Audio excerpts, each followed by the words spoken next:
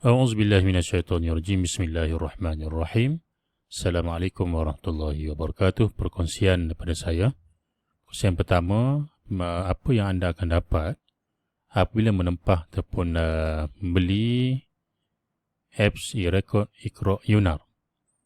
Okey, pertama anda akan dapat satu pautan untuk ke apps ini. Okey, begini paparannya. Kemudian yang kedua, anda akan diberikan satu spreadsheet daripada template yang telah diisi oleh sekolah anda sendiri. Okey, senarai nama semua murid Islam. Kemudian yang ketiga, anda akan mendapat satu pautan Local Studio. Okey, paparannya begini. Okey, ini Local Studio, kemudian spreadsheet, kemudian yang pertama adalah app sheet. Jadi apa yang ada dalam app sheet? Pertama, enrollment murid. Okey, ini paparan sebagai contoh. Jadi dalam enrollment, jumlah murid Islam, bilangan murid, okay, yang bentuk cartapai dan juga cartabah. Kemudian yang kedua, edit yang belum mengisi rekod. Okay, nama yang belum mengisi rekod dalam paparan saya, semua dah isi rekod. Kemudian edit rekod, dah siap yang belum isi rekod, nama tu akan berpindah ke edit rekod. Kemudian analisis data dan juga pautan.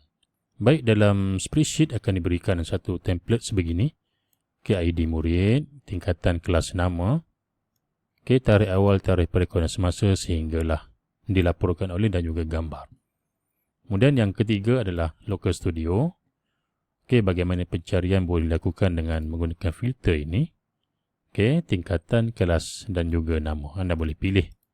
Nanti kelas-kelas yang dah di tagging untuk murid-murid dalam spreadsheet ini. Dia akan mengikut senarai nama di spreadsheet utama ini. Jadi sekadar itu saja perkongsian kepada saya.